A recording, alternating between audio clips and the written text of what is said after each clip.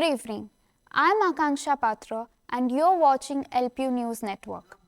Let's take a look at today's top headlines. A powerful blast shocks the national capital Delhi once again under the shadow of fear. Pollution level hit severe category as Delhi turns into a gas chamber yet again. And in international business, Microchip Technology moves operation out of China and brings new opportunities to India's growing tech sector. Let's begin with our top story, the Delhi blast that has sent shockwaves across the city and the nation. What started as an ordinary Monday evening in the capital turned into a night of shock and fear. A massive explosion near Delhi's Red Fort.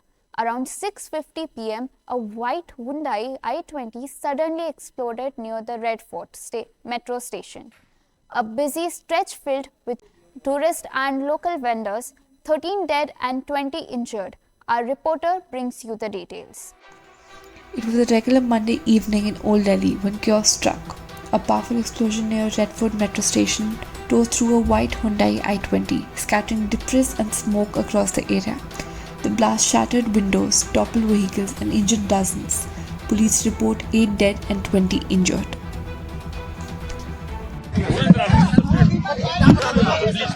आज करीब 6:52 पे एक यहाँ पे red light पे एक slow moving vehicle जो red light की तरफ आके रुका था, उसमें एक ये एक्सप्लोजन हुआ है।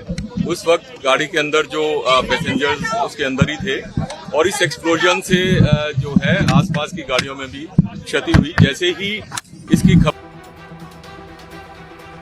Delhi on high alert. Investigators suspect a planned blast. The Prime Minister's vows shift आज शाम करीब 7 बजे दिल्ली में लाल किले के पास सुभाष मार्ग ट्रैफिक सिग्नल पर i20 हुंडई गाड़ी में एक ब्लास्ट हुआ है। ब्लास्ट के कारण आसपास की कुछ गाड़ियां और कुछ मार्ग पर जा रहे लोग भी इंजर्ड होने के समाचार हैं। प्राथमिक सूचना जो मिली है उसमें कुछ लोग हताहत भी हुए हैं। ब्लास्ट की सूचना आते ही 10 मिनट में Delhi crime branch, Delhi special branch की टीमें स्पॉट पर पहुंची है। एनएसजी और एनआईए की टीम एफएसएल के साथ अभी गहन जांच करने का शुरू किया है। आसपास के स्थान के सभी सीसीटीवी कैमरा और बाकी सब चीजों की जांच के आदेश दे दिए हैं। मेरी सीपी दिल्ली से भी बात हुई है, स्पेशल ब्रांच के इंचार्ज से भी बात हुई है। सीपी दिल्ली और स्पेशल ब्रांच के इंचार्ज स्पॉट पर मौजूद। Across Delhi, hospitals continue to treat the injured, many of them street vendors and Delhi commuters caught in the blast radius.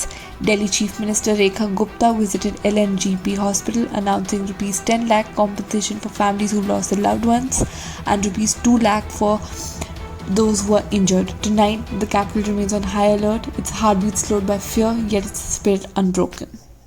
This is not just another crime scene, it's a chilling reminder that even the capital's most guarded corners remain vulnerable. With investigations in full swing and the city under high alert, the questions remain. How could a car parked with high explosives slip past one of the most secure zones of Delhi? As investigations piece together clues and families mourn their names, the nation watches, waiting for answers and accountability. Now from a city shaken by an explosion to one slowly suffocating under its own air, Delhi's pollution levels are once again off the charts. Toxic smog has turned the capital into a gas chamber, sparking anger, protest and serious questions about accountability. Every year, as winter sets in, Delhi turns into a gas chamber. The air quality index has once again touched alarming levels, with several areas recording AQI above 450, which is considered hazardous. The air is so toxic that experts say breathing. You can actually kind of smell it. You can hear it in my voice. I'm already congested because it's just such difficult air to breathe in. You can also just about make out the India Gate behind me. It's actually not too far, just across the road. But the pollution is so thick here, you can barely see it. The Delhi government has already reintroduced measures such as banning construction work, restricting diesel vehicle movement, and encouraging work-from-home policies. Schools in several parts of the city have also been closed as a precaution. 3 लगा है और इसके चलते हुए जो हमें safety measures लेने होते हैं उनको स्पीड में लिया गया है और कल से स्कूलों की भी हम छुट्टी रखेंगे।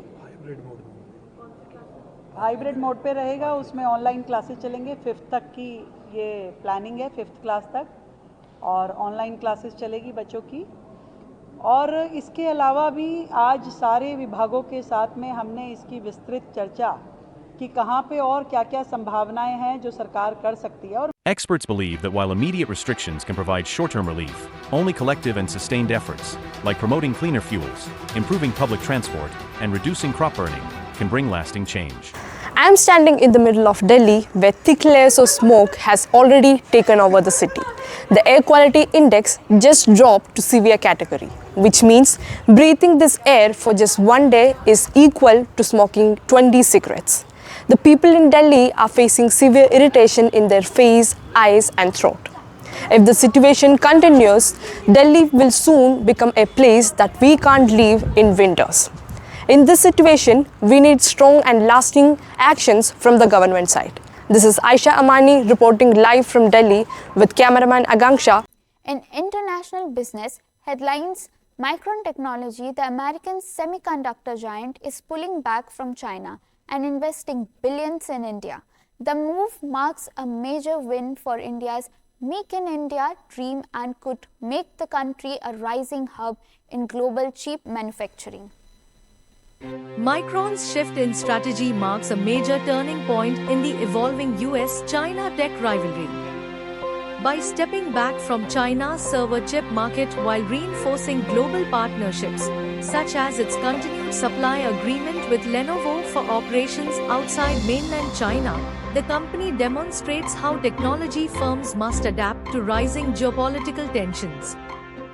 China has taken action against Micron because they know that the South Korean chip makers, like a Samsung, like an SK Hynix, can replace those Micron chips. That puts South Korea in a bit of an awkward position because they are a close ally of the U.S., but this overall speaks to just the environment that we're in right now. The U.S. As restrictions intensify on both sides, cross-border collaborations are becoming more delicate yet increasingly vital for global operations. Micron Technology, one of the world's largest manufacturers of memory and storage chips, announced its exit from the server chip business in China after a 2025 ruling barred its products from being used in critical infrastructure projects. This effectively pushed Micron out of a significant segment of China's data center market and was widely seen as part of Beijing's response to tightening US export controls. In response, Micron is redeploying resources to fast-growing global AI and cloud markets. Reports suggest the company is shifting capacity toward high-demand regions, including India, Southeast Asia, and the United States, where hyperscale data centers, cloud computing, and AI-driven workloads are expanding rapidly. The cutting edge technologies and the chips that today the United States has the ability to restrict China and the Chinese military from accessing, they want to get to a place where they are producing the inputs, they're producing the equipment, and so on and so forth. But that is going to take a long. India stands out as a strategic destination due to its government-backed semiconductor mission, increasing cloud adoption, and strong incentives for chip manufacturing, assembly, testing, and packaging. Micron's exit from China opens the door for rivals like Samsung, SK Hynix, and emerging Chinese memory players such as YMTC and CXMT to strengthen their footing in the domestic market. This development aligns with China's ambition to accelerate self-reliance in memory technologies under its Made in China 2025 and Chip Self-Sufficiency 2030 agendas. This again was kind of heralded. I think people were expecting that Micron was going to be targeted.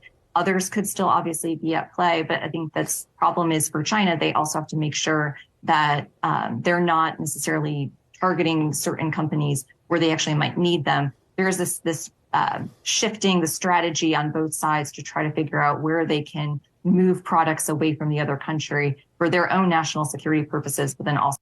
Micron's decisions highlight how geopolitical pressures are reshaping the corporate strategies in the tech industry. Even as barriers rise, the partnerships like the one with Lenovo shows that the global tech interdependency continues, just on new terms. This is Libiksha reporting from LPU News Network. And that's all for today's bulletin. From Delhi's distress to India's growing global edge, the headline reminds us of a nation that's struggling, adapting, and rising all at once. This is Akanksha Patra signing off from LPU News Network. Thank you for watching. Stay aware and stay responsible.